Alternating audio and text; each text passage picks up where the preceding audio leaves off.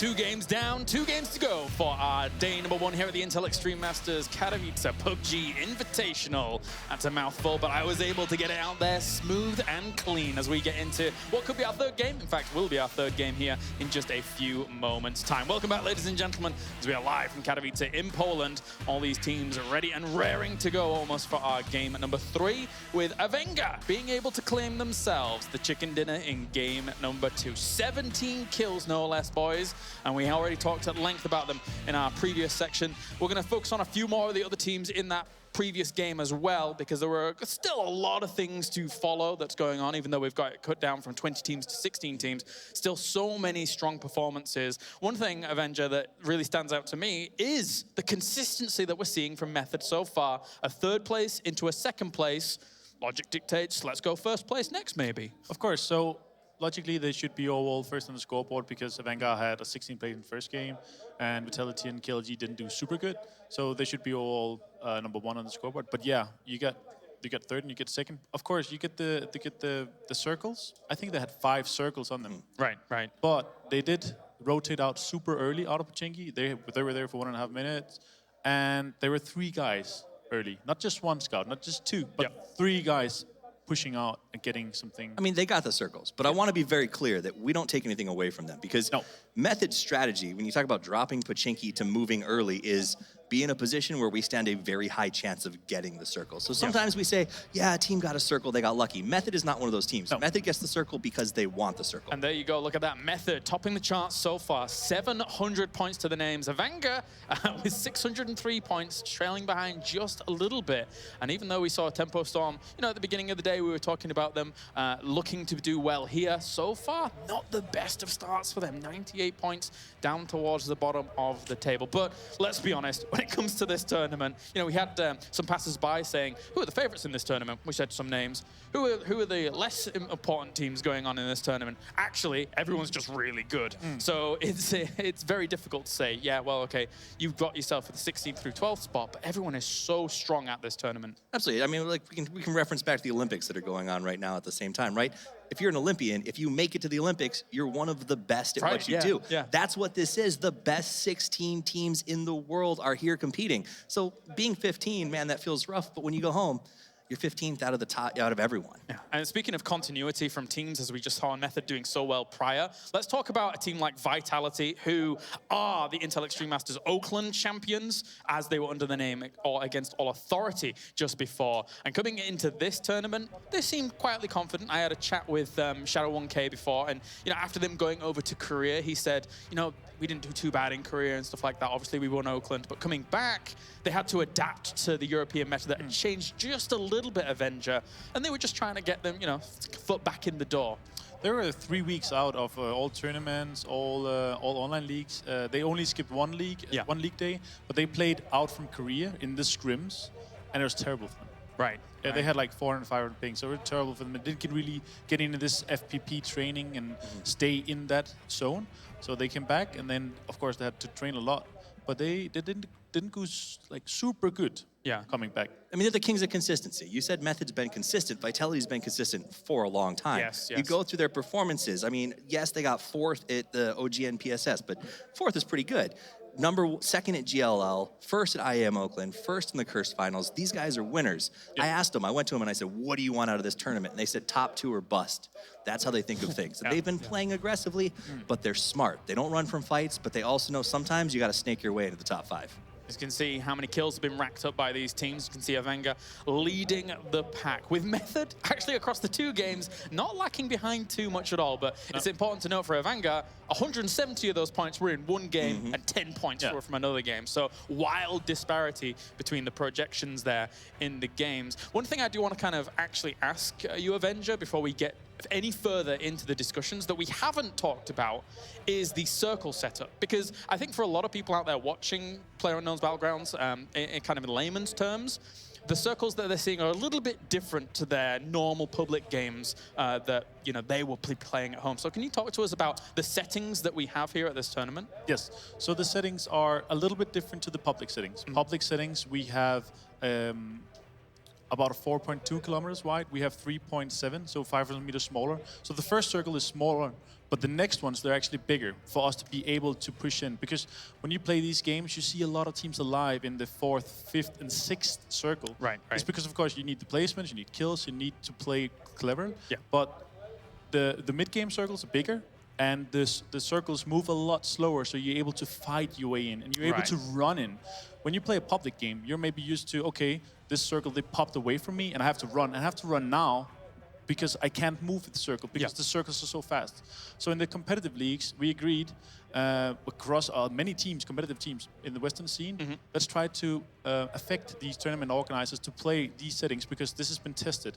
And a lot of the players and the teams have been putting a lot of hours into finding the optimal way. Right. So we agreed in that it would be a lot fun, a lot more watchable to see teams fighting the way in, instead of having this 4th circle and then it pops and then everybody just takes a car, rushes a compound in a compound. Yeah, Then you lose. I think it was 23% of all players died in that circle in Oakland. Right. So it's much more fluent gameplay, and you can move in. We would never have had that C9 Noble fight that was so No. beautiful if it wasn't for the circle changes. Exactly, So yeah. that's kind of the benefit. You know, in casual play, we always talk about the death circle. This that 6 that moves so fast and does so much damage that you can't fight. You literally see 4 teams running next to each other, all staring at each other as you run. Hi. This gives us the ability to sort of fight your way in, which is valid, because if you guys haven't noticed, the pro scene, there's a lot more people alive in the 6th circle than there is in your typical pub game. So I think that that's also really important to sort of consider as one of us casual players watching these pro teams. Yeah, I definitely thought it was a good point to bring up here. I mean, arguably, we should bring it up at the head of the show, but, you know, we've got so much to talk about. We were joking around earlier saying, well, you know, pre-show, give us an hour. Give us an hour and a half, because there's so much to talk about between all of these teams, the progress that they've been making throughout the online leagues, be it the performances at the Intel Extreme Masters Oakland, and moving forwards. So, like, moving back to the games, coming into game number 3, you know, when we were able to watch game 2, we saw some fantastic fights. There was things like KSV going up against Tempo Storm. Oh my God, it was such a that beautiful fight. fight was orchestrated great from the South Korean perspective. Yeah, it's like, I don't think Tempo realized just how coordinated KSV was in this context. We saw Sexy Pig on a high point position, getting some really nice shots with that 8XM4. Yeah. And while he was holding them pinned in there, we saw a really nice duo flank by Esther sort of led in that direction. They came around, they threw grenades, they had smoke cover, and they took out almost all of Tempo in a 1-2-3 shot. And that was just really cool. There wasn't sort of knock and push. It was instant death for Tempo. There's 2 nades, so they pop 1 nade, and 3 seconds later, the next nade popped and killed or knocked Luke. So they were 2 men down even before the fight even started, because Sexy Pig has this overlook, and he can just pin him down. But yeah, I don't think Tempo expected this at all. No, I think a lot of teams underestimated KSV coming into this. You know, Right. they saw that first knock, they go, oh, it's KSV shooting at us. Maybe we're stronger fighters, because I think a lot of teams view themselves that way and weren't prepared for really the training. Clearly, the Korean first-person practice scrims that they got going worked, because KSV has been playing very, very well. And honestly, they only lost that game because they did get stuck fighting Tempo for so long that they ended up having to yield up their kills to Rogue in order to try to get into that circle. Yeah. So they pushed the southern side of the zone, and there were so many teams, the density of teams in the southern side here, because it pushed north twice. There are so many teams, so they ran straight into Rogue. So they didn't have the time to run a foot. They had to take a car and try to push there. Yeah, I mean, we were watching those games on our Omen gaming laptops here at the desk, and it seemed like, you know, there was such mastery and control of the field. Oftentimes we see, you know, hello, Papaya. How are you doing, my friend? Oftentimes we see, you know, South Korea not being the very best at FPS games, but that's kind of slowly changing. You know, sometimes you see, you know, South Korea focusing more on the RTS genre, the MOBA genre, etc. But they are gaining a lot of momentum. You've got teams like KSV, you've got teams like Entus A coming off the back of their win as well. So they're becoming a lot more powerful and a bigger threat. Well, I think PUBG, PlayerUnknown's Battlegrounds, has really provided sort of a bridge, right? These Korean teams have traditionally been great at strategic games. They love that kind of thought process. PlayerUnknown isn't just a first-person shooter. It's a survival game. It's about strategy and planning and rotations, and it allows them to sort of bring these two loves together. And I think that's why we've seen them thrive in the scene, and you sort of trying to just embrace the game because of the fact that it isn't just a shooter. And also, Korean teams and Asian teams in general, they train a lot. They're in team houses. They play 70, 80, 100 hours a week. It's a big passion for them. Once they're into the game and they're hooked, they play all the time. And they're in team houses. They train together all the time. The scrims. And One of the things we are really unhappy about in most of Europe, we can't orchestrate scrims pre-lunch, pre-dinner. Right. But they do. They have 5-6 games before they eat dinner in the evening. Well, for South Korea, a lot of their esports endeavors are based out of Seoul, South Korea, where everybody lives. And, you know, once they organize and are able to move through, they're able to accelerate at such a pace when it comes to skill together. Anyway, thank you very much, gentlemen, as we are almost ready now for game number 3. We've swapped out a pair of our commentators, and we are getting ready for game 3 here of the Intel Extreme Masters PUBG Invitational. Yeah, thank you so much, James, and the desk there really breaking down and bringing us kind of back together and knowing where we stand. But what an absolute honor it is to cast PUBG here at Katowice, the kind of spiritual home of esports.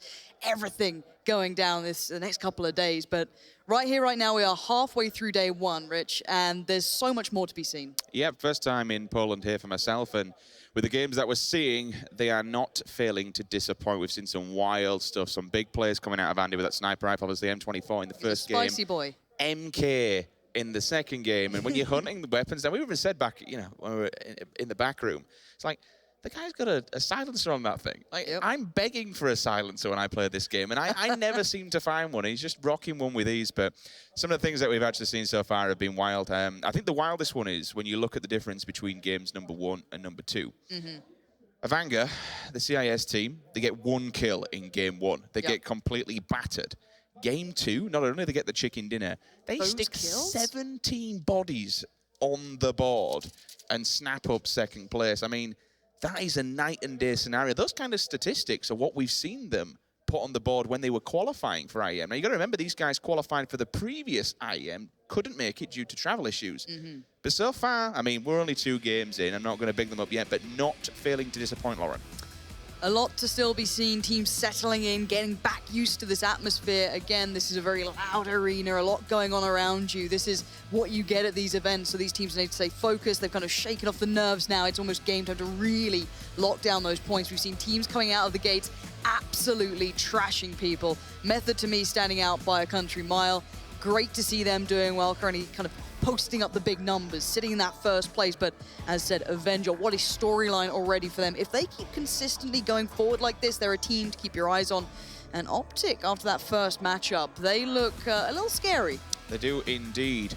And I tell you what, we'll get stuck into the game because the bird, she's left the tarmac and she's in the air. She's going to be coming on from the down corner of the east side, going diagonally across up to the northwest.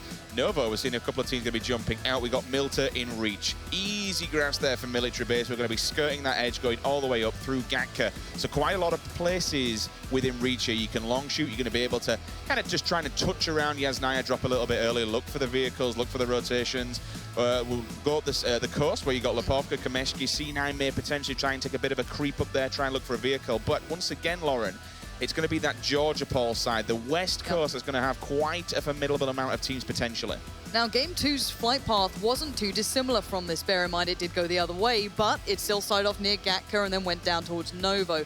But everything changes now. Teams have got this in their head. They're not going to be surprised. They're not going to be upset. They can just play the game plan of what they did before if they want to, or it could be switch-up time. We're going to see if anyone maybe goes somewhere we don't expect, anything that stands out to us. But for now, we're seeing the mostly, should I say, the normal people in the normal places. Yeah, generally speaking, Method looking for Pachinko. You'll see Tempo looking around that west coast. These are, you know, your general kind of things. Vitality and FaZe, lo and behold, they're going to be over Milta Power area. Down at Novo, we did say if they get the perfect plane, this is what Noble like to do. They'll jump out, they'll get the boots on the ground, Rogue again, military. So these kind of areas are the ones that we expect players to go. The one thing that we have to note coming into this competition, and it's kind of, it tells the story, Lauren, of where they are on the board. Kinguin are an absolutely belting team, but the amount of times they've been pushed and they've now actually been forced out of their usual area, they're bottom of the table. It's surprising to see, and something else that's maybe not surprising, but oh my word, it's another Southern Circle. A little more land than water than we saw in the first game. That was, it was tricky. Now we're seeing a little bit more of ground to be played, but it will be decisive. Those bridges will cut a lot depending on where the circle goes, but keep your eyes on where people land. FaZe already heading further north. TSM might have to keep that in mind as they will be taking their time heading up towards Yaz. That's not too surprising. We know they like that, and they do have a couple of vehicles, so that's not too much of a bother. Now, outside of this, what are we having a look at? Oh my dude. He's fine. He's in. And now that's not fine, and that may not be a good position here. Already Pig going to be spotting out a couple going out by those crates, so he's got good information coming through. You're going to drop off a couple of shots. Now, don't get me wrong, you may not land every one of them, but it is going to put people on notice. That whole George side is looking very dangerous. So many teams trying to vie for any ground possible. The ones that could be in trouble here, Ghost Gaming, they're going to be up at the top, and they're going to have to pretty much rotate through several teams here. You look at where Optic are, you look at where Avanga are, KSV, they're all upside Georgia Pole. We're actually going to see Avanga potentially make the way inside Georgia. Once again, we can see on the kill feed, excuse me, not on the kill feed, but we have a map. We're looking at Hypox POV. He's actually lighting bullets across the map, trying to find himself an early dropper. So Optic, they know exactly where Ghost Gaming are, up just below Zaki. The interesting one to me is what we're seeing here. The fact that Avanga kind of got locked out. They're being kept away from the juicy slice of George. There's already teams kind of set up here. Optic had to kind of go away from their usual positions. There's pressure coming in from Pig, as you saw. So they're having to kind of go along and be very cautious because there's so many teams. Now you can see Profi and a couple of the others heading up to Zaki. This is a big split across the map. So rotations are going to be huge. The timing has to be perfect. We have to see what meds they get. Is it viable? Do they have vehicles? At least for now, it seems that everyone that needs a vehicle can probably grab one. It will be, again, that George side who's going to have the issues, if anything. And we're keeping eyes on Optic. They could be the ones in trouble. You've got Avanga there. You've got GG up towards the top with Profi and McCoy, and then down to the south, KSV. All these players could pose threats, especially on that rotate towards the southeast. But something we saw before is this play towards that southern bridge coming through, at least where Cloud9 currently are, where Method are heading. Method with the early rotation. Not too surprising. We saw that not only in the last game, but they have been kind of toying with this 2-2 split, but this is a very early play. So what will be interesting that's happening right now is that C9 have actually rotated earlier than Method. If C9 decide they want to stand their ground and turn and face, then they could take out a Method player, potentially more. I don't think they're going to do that because of the loot situation. When you're so early in the game, you just want to get inside that circle, get yourself some prime loot area. That circle itself, when we look at where the places could potentially be crashing, we're looking at the bridge where Method have actually said, oh, as I say that, hey, he fancies a bit of this. But, okay, so the issue is solid FPS from Cloud9 was trailing behind. He's actually behind these guys. So Method are looking for the other players they saw crossing through. They're not the threat. It's the one who's going to come behind them. That's going to be solid FPS. Leighton won't spot this either. So we're going to have a lot of action coming from the other side. So they're going to have to kind of spin around on a dime and get themselves set up in the opposite direction as to what they're watching now. And I think Andy might be getting a call possibly, or maybe just having an idea, because here comes solid FPS, and he could be in some real trouble. You know what it's like when you approach this bridge. Tempo actually joining the party as well. Solid's going to go down this one. This could be all she wrote for Solid. Going for it. He's going to try and get across. Actually, he may have just got super lucky here because Method, I think, are actually rotating right behind them, though. But now it's Leighton's problem. He's now going to have to deal with all the issues of the bridge, but everyone's somehow making it across. Is there a gentleman's agreement? Is no one wanting to do this? It looks like Tempo Storm have just arrived a little too late, and they're like, nah, I don't like that bridge, and I don't blame them. So there is a second side to that story, right? There is a flip side to the coin. It's okay thinking, you know what, we'll get a couple of kills on this bridge, but you don't know what the loot situation is like. You don't know how many bullets, how many meds, what kind of gear they got, what you're rocking level-wise on the chest, on the helmet. Do you really have to take the fight? Is it worth 10 points? You could lose a player. Is 10 points really worth losing a player that early in the game? And that's one of the big things you have to weigh up in PUBG, especially in a scenario like this, when the circle is all the way down south, because you know for a fact 110% there's a good chance, a very, very good chance that we potentially could see this circle shift all the way down. TSM and FaZe, though, keep eyes on this towards the east side. I said very early on this could be a problem, but for now it looks like they will be able to make their way away. You could see their Fuzz face just having a couple of shots, keeping them on their toes. Now, for at least at this point on the Millie Island, teams are just trying to find good ground. They're trying to settle in and not be too cautious at this point. You want to kind of alpha your way through it, right? You want to claim the good ground. Now, the circle will start moving soon. You've got 19 seconds, so all the players out by George, all the players, towards the northeast, TSM, for example, will need to get moving.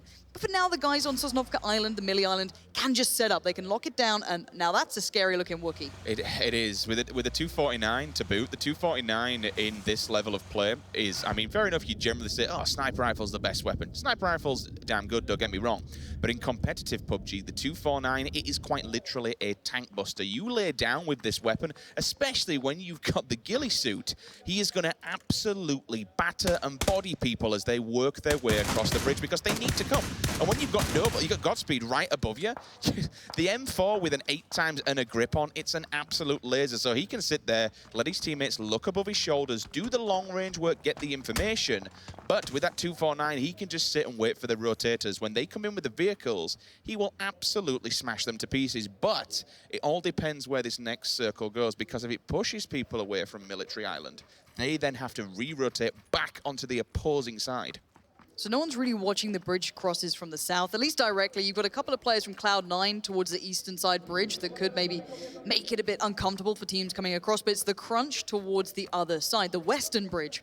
As you've got Tempo Storm there, other teams, almost all of the teams who are still out in the field, will have to come that way. Exactly, you can see them being funneled into this area. I want to see it from Tempo Storm's perspective if they open up. It looks like they are setting up for it. You can see them playing nicely. You've got kind of a 2-1 split almost. I'm wondering where the other players are, and yeah, Kingwin getting lit up as well. Larsen's going to be able to get away from that. He should be, I say that. Pig's really putting some bullets towards it, but they're just going to try and get a wide berth around the side. You don't want to lose out early. This is the fear for all these teams. So I probably expect Kingwin maybe to just ditch this and go and hit Ferry Pier.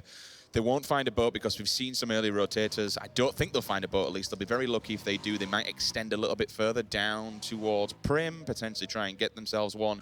But a lot of them have been taken, so more than likely see Kingwin hit the water, but being Penguins, they shouldn't have a problem whatsoever.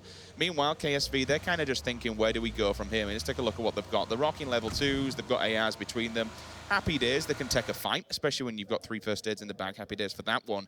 LGD, they're doing the same. They're in the water. FaZe, they're taking a long way around. They're going to pick TSM. up. Yes, and I think down at the bottom of the map, we also still have some people that have long rotated. We did see FaZe go early. One player.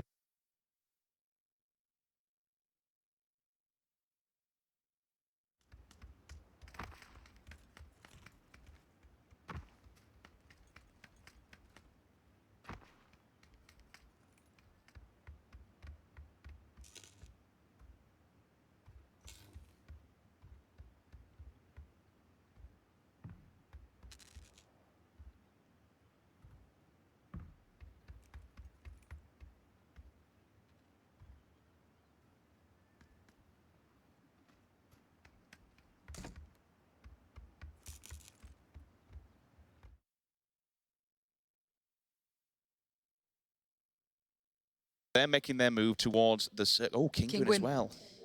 See if Mumino actually gets tapped up here. Uru's going to go for it, laying for the back. Walks in blood, and did they actually bait out there? I think that must have been them I'm dead. pretty sure they got that. That had to have been a kill. There's no way you got out of that one alive. I'm almost certain they got taken out. Probably 2 members there as well, I think, were in that car.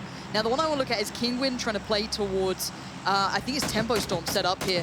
These guys can stay around for a little while. They're still in the safe zone. There is a little bit of the northern side of the circle still up for grabs, so there's no big rush. But you can see Kingwin doing a nice little split here. 2-2, you go in and got 2 players posted up. That's Larsen. I'm not sure who else is there, but you can see the other 2 players heading further south, trying to find some ground to find the fight on. There's not much bigger cover than this hill. That's all you got. So you're going to try and take the low ground and bring it around to Tempo Storm. But you can see they're a bit aware this could be a possibility, and they don't want to get caught out by it.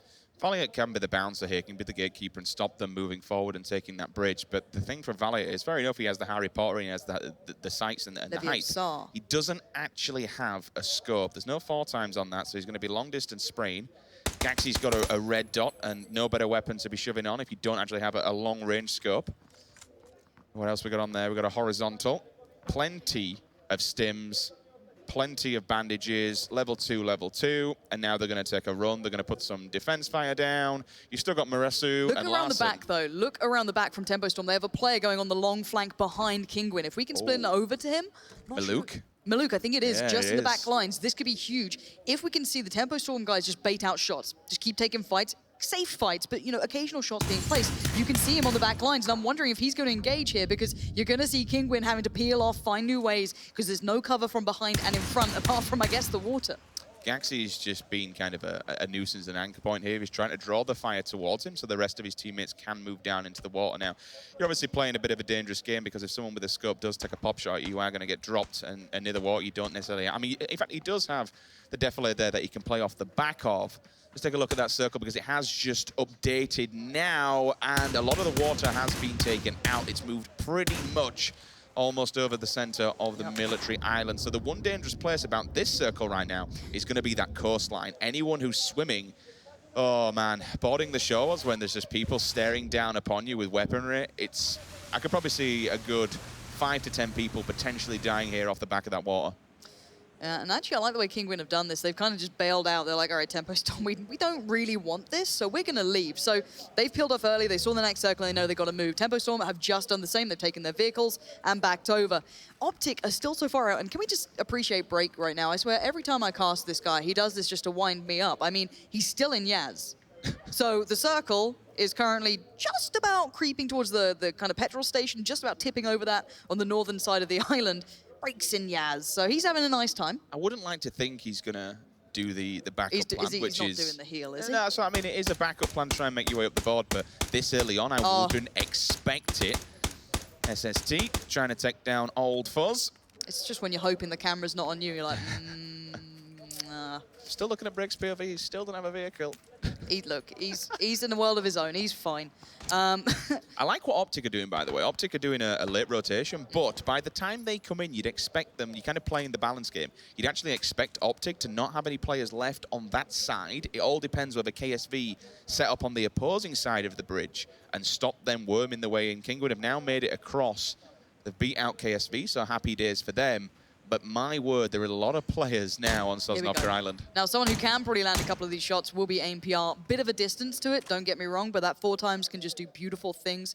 Does give away the game a little bit, and FaZe, they're relatively close. You do have another team further down towards the southeast, as we can see on the island. A couple of shots being exchanged, but it's very uncommitted. These teams don't necessarily have to fully fight these. They can kind of sit in the compounds that they've gathered and just wait for the circle to force it. The teams who are in trouble are the ones trying to traverse in right now. That's going to be the big storyline. Your Kinguin still there, your KSV, your Optic, your Vanguard. These guys might have a couple of issues. Otherwise, the teams can play relatively safe. Unless someone lands an absolute corking shot on you, you're going to be fine. But KSV currently have the high ground here, but it looks like Gaxie's got a good idea. And you've got the rest of Kinguin trying to find ground on this. You can see them just peering up and over, looking through the blades of glass as much as possible. And none of KSV know what's going on. This could be a disaster, but the shots... Oh. Gaxie. Yeah, that feels bad. Esther's just gone and got absolutely decimated, crawls away, tail between the legs, and you can't really say much more about that. KSV just stood their ground and gave him the good backhand there. Take a shot at me, Sunshine. I'll make you pay for it with your life. He goes down. And now, as we can see that map, look at the vehicle just above Kinguin. They're actually rotating into them, so they're trying to get a line of sight as we move further afield, showing you guys how this big story is unfolding. KSV still taking the fight here to Kinguin. They want to pressure them right now because Kinguin do have pretty much kind of an obstacle in their path, right? They want to carry on, just do their own thing. Then again, they do have this vehicle utility. They might just be able to jump in, drive off. Why bother losing players now? There's no point taking the fight. Brick's on his way in, though. Yeah, he'll get there eventually. The west again. side of this circle is going to be absolute madness. It looks like a bumper car event. If you keep your eyes on that, we do see Frolic on his own. He could be pinched on here. His teammates are over in the compound, but he might just be keeping eyes on, being a bit of a scout, trying to play a little bit out there. But this is what I'm saying about the west side. Just seeing that being lit up at the moment. You can see a couple of kills come through. Optic finally get into the fight. They were late to the play, and it was a nice bit of timing, and the kill comes in as well. That's important. That's the one that counts, and that's Pete gone. KSV were looking pretty good. A flashbang goes off. I mean, it's ambitious, but I'm wondering if there's going to be any response here from KSV. They're really looking for opportunities, and actually, Optic aren't being subtle about this. They want to make an entrance. Yep. We'll see Bauer. He will take a second one now, so KSV on the back foot here. It's kind of worked out really well for Optic because they've turned up late, but they've kind of played the game of turning up late and expecting other players to move on. They were 2 circles behind, so as they've pushed through, you can see the kill feed there. Yumru answers back, Hetra goes down, but Hypok is the man, the legend right now. He's absolutely doing so much damage to KSV. They potentially either have 1 player left standing or they're all done. We're trying to look across the board here. There's still, I think that's it. I think they've actually wiped KSV from the face of this planet right now. Another bullet comes back himself. He will drop. Bauwaka looking onwards. Meanwhile, we've dropped across to the C9 Battle Ghost Gaming. They finally found themselves some footing on this map. So the circle has moved again. That's kind of closed in towards the side. Well, the small town towards Novo that heads through the bridge. The one that somehow people always seem to kill you on when you're trying to leave Novo, going up to the main island. That area. So that's where it's closed towards. Bit of the radio towers in there. We'll probably check on the map in a second, but just so you guys know. So again, it's going to be the western side being absolutely brutalized. Method have played this well. They've kept their cool. They got here quite early. The early rotation again coming out from Pachinki. So they've just held the ground. They might be a little lower on, I guess, the utility they have. Bullets, armor. We'll see if that comes to be a factor down the line. But right now, people are trying to adjust, find new spots, find new areas. Now, 4Times is waiting for that shot to come through, but you've got to be a little careful. You're giving away a lot of your positions, and you're about to kind of move into a lot of teams closing on this area. I'm really interested about Noble's thought process here, because they started off down at the bottom. They were in Novo, and they've not really moved. They took the side of the aerial tower, and they've kind of stayed there. They had all the time in the world to get themselves into a better position. I mean, in comparison, when you look at, for instance, Ghost Gaming, they were all the way up in Zaki. They've made it down into an absolute prime position in this circle. But Nova right now, they're kind of just like chilling on the rocks, smack with a knock as well, straight onto FaZe. That's big as well. TSM finally getting to the fight. That's going to be a big back and forth between those two. Not too much ground between each other either. But another storyline to keep your eyes on is the fact that Rogue are in such a strong position still. They've got great loot. I think you saw Ewan earlier with mad amount of meds, really nice gun, just fully kitted out. So they might be in a good spot. But down the line, we can check in on that because they don't need to move. The teams who need to move, Method, they got to get going. Rogue might need to adjust a little bit, but they're fine overall. Kingwin, Optic, FaZe as well, trying to find a safe route because TSM beat them to the punch. You can see it. TSM have claimed a bit of the high ground, but there's a little bit of a traitor amongst them. Muxy is right there as well. So covered off by ground, it's still a little bit of a vertical difference between the two, so that's still a bit of a factor, but that could be a big threat coming through down the line as he's going to try to get into the fight, and it's Vis to deny Hax. This is great from TSM. Getting themselves in the circle, dominating the high ground, and denying anyone pushing into them, and there's going to be more teams coming through. That's 2 knocks there for TSM, so good stuff from them to be able to get themselves back into this one. The rest of FaZe opt to run away, but TSM know exactly what's going on here. Now remember, TSM and 1 man down because Break's still outside the zone. He's now coming in with a vehicle, whether or not he waters it. We'll keep an eye on it in our line of sight, but once again, it's Vis. Death from above. Jempty goes down. Grenade will follow. Will Fuzzface find it, though? I'm looking down. I don't think it's there. He tries to attempt to run, but Vis, eyes like a hawk. That's 2. 1 member now, I believe, from FaZe just standing. The problem is for FaZe, they looked under-geared. You saw level 1 helmets, you saw level 1 vests. I mean, you're fighting uphill and you're fighting against teams who seem to have a decent amount of loot to them. There is still 1 man alive over by the Wizard Tower, so there could be a possibility of that coming in and maybe finding an avenge kill on that one, but for now it's Vis putting down Jempty, and that's another big blow for FaZe. Hiding inside the Harry Potter. Mexi. Inside of Harry Potter? He's hiding inside of a Harry Potter. Magical things, Lauren, are going on in that. In that tower there, just How chilling is Break away. alive as well? Like, you can see LGD about to line him up. I can imagine that's going to be a massacre. He's dead. There it is. He is down. He stayed alive for so long, but this is the Western crunch we're talking about coming through. Method and Rogue about to sandwich in Kingwin. They're in a real problematic position. TSM get a couple of upgraded pieces if they need it, and I'm wondering who's going to stay alive on the West and when that next circle is going to snap to. Oh, and they have a very, very nice little position here. The circle's kind of been gifted to them. They can play the edge there, play the outer extremities. Method, once again, looking towards Kingwin. You can see this just keeps happening all the time. We see Method and Tempo Storm, Kingwin, they kind of keep crashing into one another time and time again. Now, the good thing about Tempo is they have the circle. All the rest of these teams have to go towards them. The other factor is Rogue have just kind of said, screw that fight, we're going to head away now. We know what's going to happen here. We'll leave you guys slightly further north to us, to your own devices, and that's where the problem's going to begin, because you have to get past a couple of these teams to even get towards the circle, and that's as simple as it is. Avenga are playing it very slow, very smart, very careful and cautious. You've got Keen working his way in, such and so on, but there's Method working their way through. You can see Tempo Storm have probably spoiled this out. Kingwin could be the savior or the downfall of either. Whoever engages gives away the game, and the other team gets to decide, do we want the fight, or do we want to carry on moving? I don't like this play. I respect what they're doing. They're trying to push out and just pick some more kills, get some more points there. But personally, if I were Tempo, I'd be working my way back towards the circle. I'd be bodyguarding that circle for my life. He's seen everything. He's seen the entirety of Method, or at least 2 of the players here, which is pretty big. And now Kingwin getting on the fight. Jazz has gone down. This is the bloodbath we're talking about. Great position from Gaxi. Works his way around the side. And Rogue are feeling worse for wear as he's absolutely destroyed a couple of their players. The other 2 were split out on their own. They were taking the vehicles. They weren't in this fight. So now Tempo Storm are wondering, do we look north? Do we look south? There's fights kicking off everywhere. That's 3 now there for Gaxi.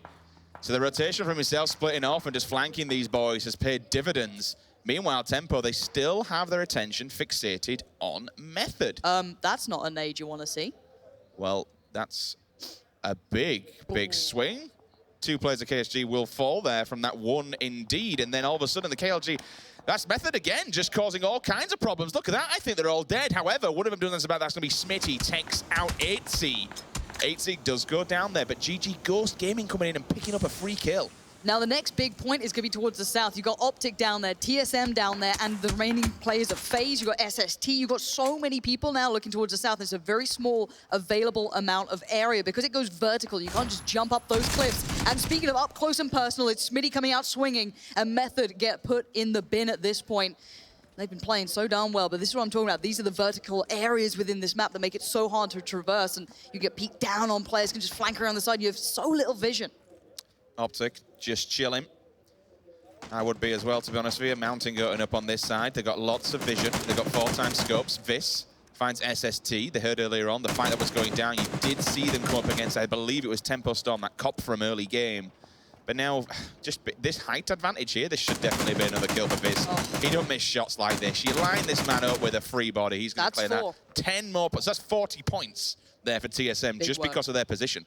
Yeah, excellent stuff to claim the high ground. I'm not a huge fan of playing Radio Tower because it can be hard to kind of rotate off of it. Again, that could be an issue, but the Circles played it really nicely. Optic have had none of this fight. They don't want any of it. They are pretty much sandwiched between 2 teams. The remainder of Rogue, TSM are down there. Like, I mean, they're in real awkward spots here, and you can see them just scurrying around. But elsewhere on the map, we're seeing the extremities kicking off as well. Smack's still keeping his eye on. But you've got to be careful. Again, even with level 2 helmets and such and so on, which I don't think he has, they get knocked off if you're just peeking with your head. If that's all you're showing, that's all they're going to land.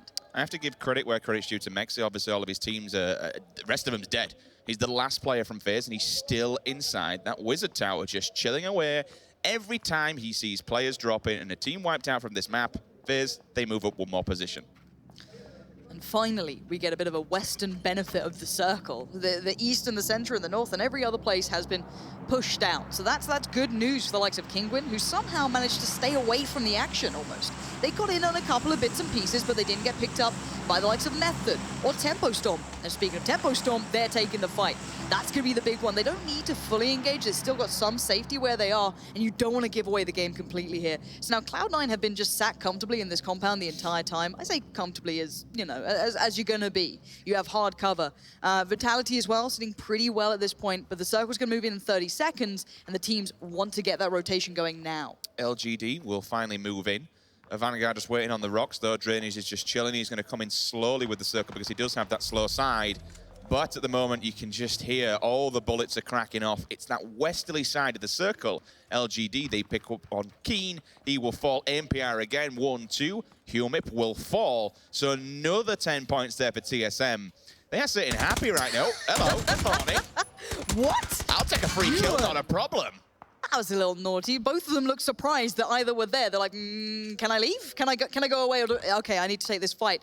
And they do just that. Interesting, Mexi's got himself a kill. So sitting in that tower all this time, he's still moving up slowly, helping FaZe out and putting points on the board. So FaZe doing, to say it's a one-man band here, they're getting a little bit high up. Yeah, Tempo still in a decent spot here. They've got like a nice bit of high ground, some good cover towards them. They're trying to split themselves up enough that they can kind of watch what's around them. And it looks like TSM know exactly where that remaining FaZe member is. He's going to try and stay alive as long as he can. But Vis, if he tries to make a run, I can imagine he will be the bringer of his downfall.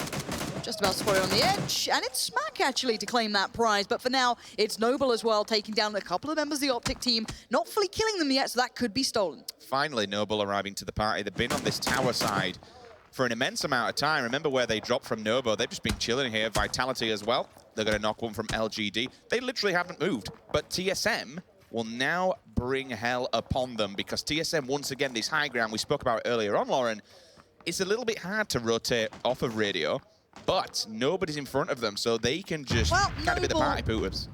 Noble might be a bit of an issue. Noble have some decent cover down there. It's not great, don't get me wrong. None of the cover's great. Like, you're working with small divots in the ground and small pieces and trying to make the best of a bad situation. But Noble have numbers, and they're already there, whereas TSM need to be a bit worried about the blue, get Smack in. Vitality is still a threat, but everyone on the west side is being threatened now. You've got GG still playing it down, Profi's still there. Everyone's still around on that side. Tempo Storm has stayed alive here, but speaking of staying alive, one of them isn't. is the opponent who dared to look at this. TSM looking dangerous in this game. It looks like they've been kind of, I don't know, a fire's been lit beneath them and they've suddenly woken up because up till this point, they've been a little quiet, a little lackluster. But for now, we'll see what they can achieve as AMPR wants to join in on the fun and brings the massacre even further forward. What is really scary about this TSM roster right now, it's been 3 men since the start. You just saw Brick chilling and coming in rather late. But 3 men are doing the work of 4 right now. 9 kills between them. This is good looking from TSM right now. The rotation is going to be hard and it will depend on others, but for now it's the Optic, Kingwin, Tempo Storm story. That's what we want to look at and how they're getting on here. The 31 players alive are clinging on to every bit of cover possible. There's a lot of teams still up in this one. Gaxi has to take the bit of the gauntlet. He's got to run it, try and find a way through here for his team. Kingwin on the move. Profi finding one of the Vitality members is big. Those guys have been dug in deep, so keeping them on their toes is always a good thing. And the nade came through, that's huge. Tempo Storm are on the other side of this ridge, and Gaxi wants to get rid of them now. He's being aggressive, and it might work out so well. But this player's flanking to the left, he's got to be careful. That was not only a kill, but it was also information. Does get answered back. Marisu looking for your boy Trace. They do move up on the backside. Gaxi, he'll take a bullet, and he's forced back off this one. The pressure relief for a second here for Tempo Storm. They're getting drilled in the back on the retreat, though. Can he stay alive? Because if he goes down, I think this could be dead. There's not too much cover because he's got Optic just sitting up the hill as another one will fall. And look at that kill feed. So many players. That's going to be what? Ghost Gaming, Kingwin, Ghost Gaming again, a third player, KLG. MPR goes down. That's going to be from Moody on C9. Yeah, I was about to say Cloud9 are the kings of their castle at the moment. They still have the high ground. They still have some good cover. And we're seeing a lot of kills come through already. Cloud9 should be raining down hell at this point. Vitality are fine. They can sit in this position for a little while longer. You don't want to be taking fights out there, but Optic's still in this one. That means Vis has gone down, and here we go. Tempo Storm in trouble. There's no safe way in, and they know it. It's either die to the blue or just try and run it and pray at this point.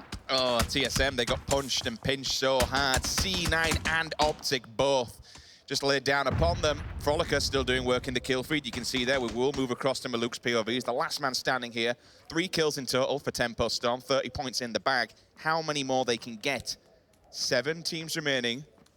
Looking across that ridge there, how many teams we got? C9, Kingwin. If he can potentially just punch this last play. Oh my lord. Oh. Nope, it's not my lord, it's actually Maluk. He is dead, and that's Tempo Storm eliminated. We are down to our final 6 teams, but Bawaka needs to be very careful because he literally has 2 teams, both Kingwin and C9 on his left-hand side. Well, the fun thing is when that circle moves, either Vitality have the circle or Cloud9 will. Frolica is being the split player, and I love that. And now Optic are getting everyone's eyes turned towards them. It's who claims the prize here. And, well, being prize meat isn't always what you want to be doing at this point. So the shots are coming through. Everyone's eyes are trained on these guys, trying to run up that road, and they know that this is all but a bit of a done deal at this point. They've been taken down. It was split between Vitality, and there it is. Cloud9 get the circle. They moved early. Bear in mind, they were in Vitality's position earlier. They took, I guess, the initiative or whatever made them do this and moved early. This is good, and they also have Frolic who can then watch the cross. Vitality could actually be in between a rock and a hard place. You've got Papaya up towards the north as well. He could be their downfall. This is huge. So there's a positive and negative scenario there for C9. The positive being they did have all 4 members left. They have the circle, they have the houses, they have the compounds, they have all the cover in the world, but their gear didn't look great. I was seeing level 1 vests, I was seeing level 1 helmets, and all of a sudden their first victim does fall. Vitality, however, on the other hand, that's a level 3 vest I'm seeing out of Monkey, level 2 helmet as well. He's still sat there. Vitality Chilling. right past him. It's like you either run in towards Cloud9, Larsen's been spotted, that was blink and you miss it sort of kill, that was like railgun speed. Now Papaya might suffer the same fate, but we're going to find out here as Cloud9 digging deep. This is their final big stand to hold off the enemy, as now the circle is going to be moving in a couple of seconds. They've got to get going. So C9, they have to either take a player or take a helmet. Remove some utility here from Vitality because they're coming in with a numbers advantage.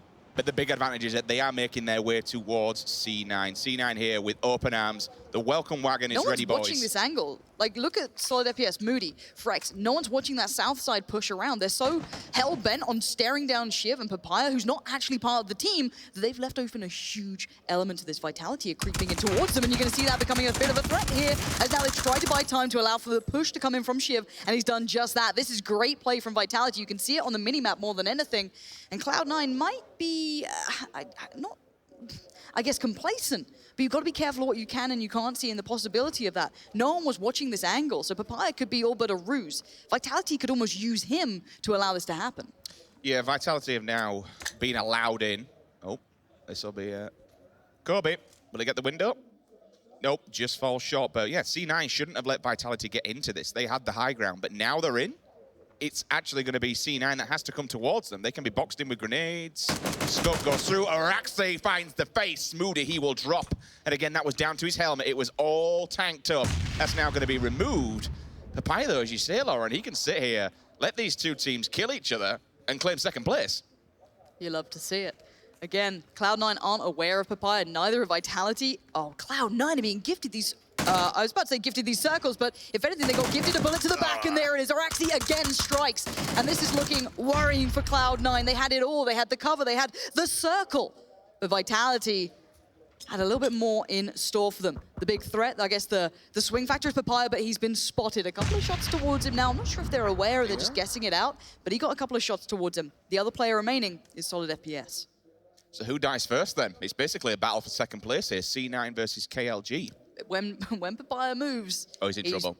Probably very dead. So He's very dead. You ain't getting away from this. But I don't know if they've 100% seen him or if they just kind of shot by all the bases of the trees. Because it looks like Shiv's still kind of like eyeing things up. So I don't know if they don't know where Solid FPS is or Papaya. So I mean, there could be multiple options. We're going to find out in a couple of seconds. 7. And here we go. Il est dedans, en white, les gars. En white, on est 4. S'il vous plaît. Ok, à droite, il y a un mec solo à droite. Allongé, genre. So he just said there's 3 teams remaining here as well. So it looks like... They answered back. It's gone down to 2, so it's C9 now. And it's going to be Solid in a 1 versus 3. I mean, you're going up against your IEM Oakland reigning champions here. This is not healthy whatsoever. But Solid FPS, he is a belting player in his own right. Never say never in this game. We've seen it happen before. But it's going to be a hell of a task. Here we go, Solid FPS in a couple of seconds will be checked on. The shots come through, and there it is. It looks as though that'll be done and dusted. A couple of players in a couple of the right places could have made that go differently, but for now, it's the French resistance coming through. Vitality looking good. They said they were eyeing up that #1 spot, and it looks like they're living up to what they want to be achieving. That's exactly what your reigning champions needed. A chicken dinner in Game 3 to really boost them up that score table. We'll bring you some of the kills up very, very shortly and kind of talk to them in a little bit more depth. But even for C9, to be able to get up into a second place finish, that's good for them because they were looking a little bit rough. I believe they were down towards the latter end of the table in that first section. But again, Vitality, they come out swinging. Didn't quite catch how many kills they had in the end, but either way, that is a win for the French. To break that one down a little bit more, let's throw it back to James and the desk. Gentlemen, over to you. That's right, thank you very much. And of course, Team Vitality. Game number 3, our Intel Extreme Masters Oakland champions take themselves their first chicken dinner here in Katowice. The French team looking strong there. After certain situations went down where we were trying to focus on other teams maybe that would put themselves in a better position. We'll talk about that in a moment, gentlemen, as we continue things on. But there's a lot to talk about once again. Playing to begin things, very reminiscent of our first game, Avenger. Circle, not dissimilar to our first game, a little bit more lenient towards the teams, giving them a bit more room to kind of function with. So we had very similar playing, but one thing it really stood out to me was Kingwin pulling out from George. Right. So they saw that, or have seen, the managers maybe seen live, that Rostock School Apartments and Venice Watertown was completely open, a great area, and they dropped there and they came in an okay position here, but they were really pushed by a lot of other teams coming in from the southwest, pushing over this hill.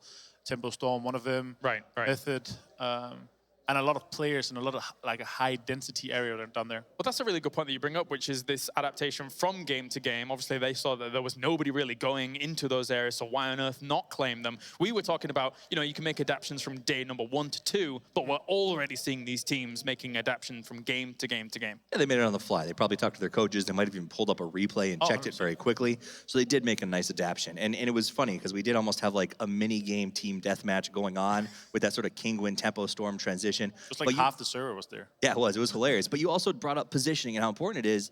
I want to bring up TSM. Like, this was a similar circle. TSM did what I believe Rogue passed on last time around. We saw, I forgot who it was. Optic did it. They took that high ground, and Vis was just taking people out one after another.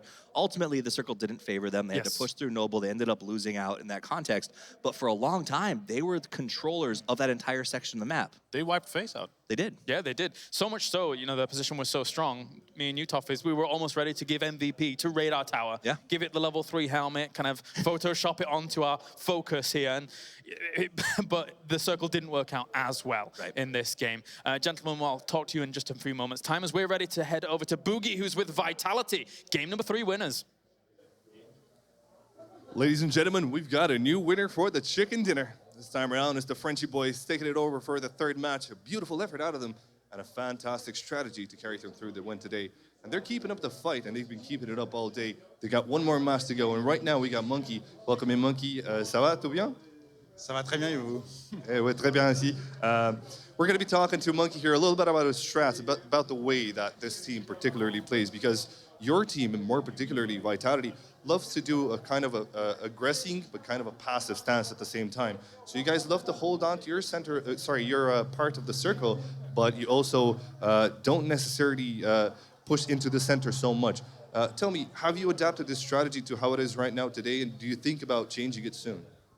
For the strategy, we just play in the haste because everyone on the west, and just we wait, and we will see.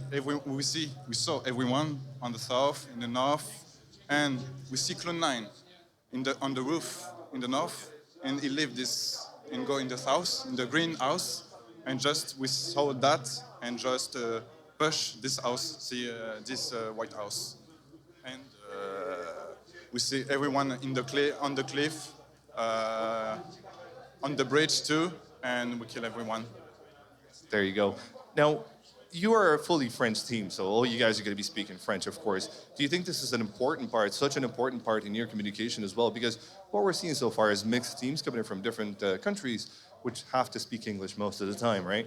So for you guys, would you consider at a certain point in time, let's say for the conversation's sake, that a superstar would come in from a different country and they wouldn't speak any French. Would you consider that person to come into your roster? I think our community is 99% French guys, so maybe the League of Legends Vitality have a lot of international community, but for us, I think it's just the French guys. There you go. Vive la France. It's a fantastic effort that you had here today. And furthermore, as a final question, of course, do you consider playing the same kind of strategy there, kind of like this defensive, where you hold on to your spot, but you're not afraid to take fights as well? Or are you guys going to tone it down for the next matchup, considering you might be a bit hyped up right now? I think just depend the cycle, just this. And if we can play aggressive, we play aggressive. If we need to play passive, we play passive, just this. Perfect. Actually, I have one more for you. You know, Sun's sister, the way they normally drop it would be in Milta. Do you consider at the start of the game that they are going to be dropping with you? And if so, how would you have adapted your strategy from Milta to another part? I can't tell that. It's a secret. Okay, we're going to keep it at that. Well, there's no secret that these boys are killing it today. Team Vitality for you. Coming up from France, but we got plenty more to show you. Of course, one more match today, and then we're going to have 4 more tomorrow. So, don't you guys go anywhere. We'll bring you right back to the desk. Katowice, take it away. That's right. Thank you very much, Boogie. Indeed, hearing from Vitality, always good to hear from them. Not only from when they were able to be victorious in Oakland, you know, we heard a little bit from them in there as well, but now taking themselves their first chicken dinner here in the Intel Extreme Masters Katowice.